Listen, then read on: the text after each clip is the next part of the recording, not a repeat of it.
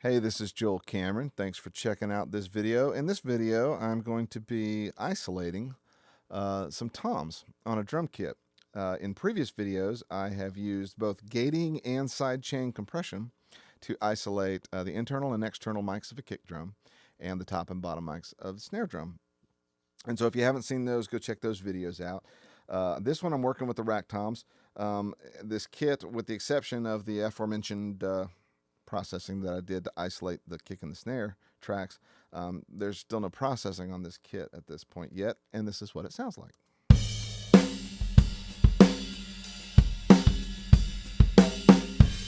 So it sounds pretty good. Now, to show you what I'm doing, or why I'm doing this, I'm going to go ahead and mute the tom tracks and listen to the difference.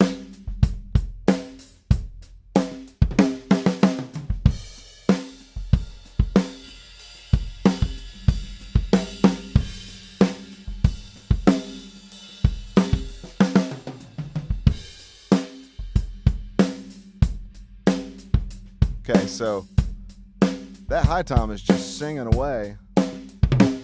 Floor tom, not quite as much, but that ride cymbal leakage, you're getting some of the ride, you're getting that crash above it. And there is a little bit of low frequency rumble because it is a big drum. All right, so sometimes that can be cool. In a mixed situation, oftentimes, if I want things to be completely cut out, I'll just edit them. In a live situation where a lot of these same treatments that I'm using can be used, obviously in a live situation, you can't edit the toms out. So you do have to use some sort of downward expansion or noise gates or whatever. So what I'm going to do is I'm going to start with the high tom here. And I'm going to put in a noise gate.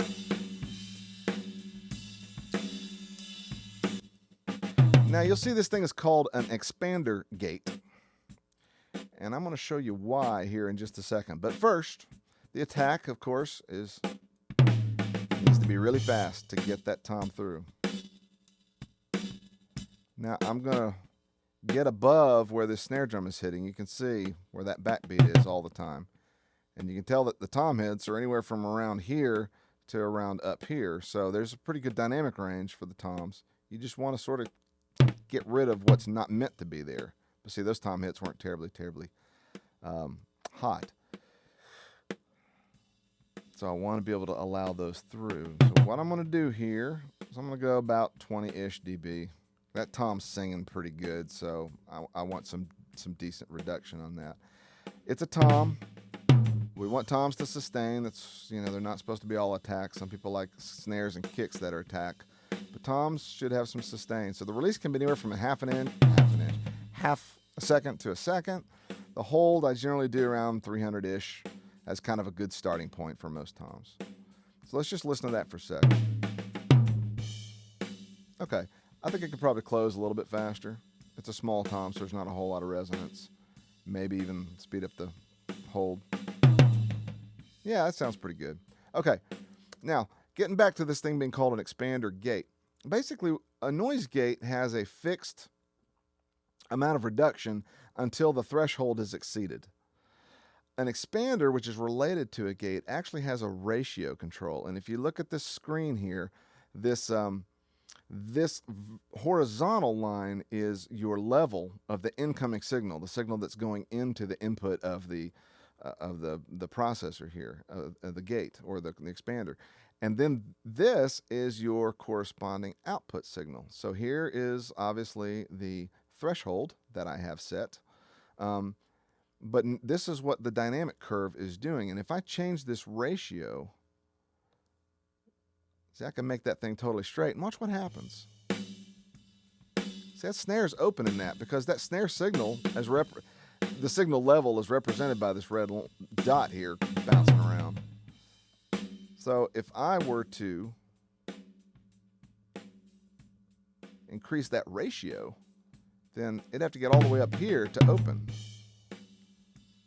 So it's sort of like putting a knee on your gate so that it's a little bit more controlled. And it winds up being more musical, and obviously it winds up doing a better job of isolating too. So that sounds real good. All right, spend enough time on that. Let's go ahead and do the floor tom now as well. And we need to listen to that. And I'm going to set this so we can listen to both of these together.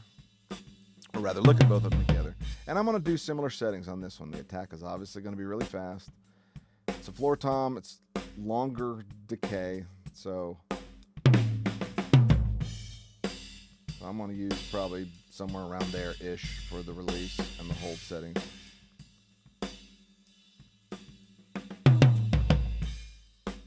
And then I'm going to use, oops, we're at 40 dB. That doesn't look right.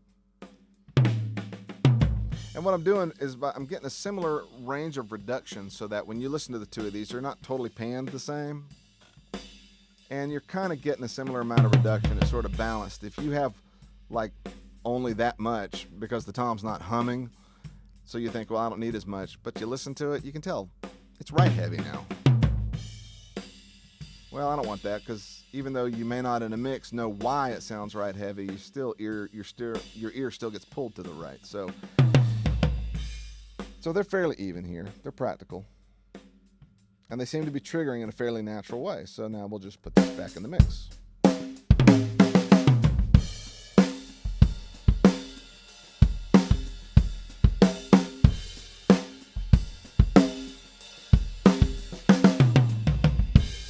And then I'll bypass.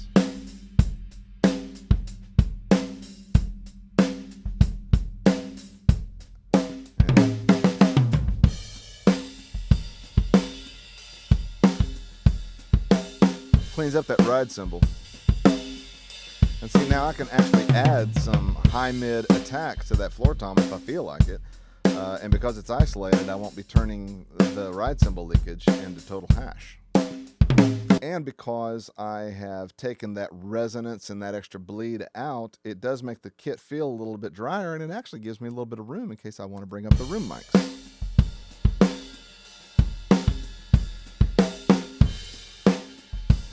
So then the whole thing becomes a little more ambient. But I'm going to go put it back down. So that basically takes care of it. That's using expansion more so than gating.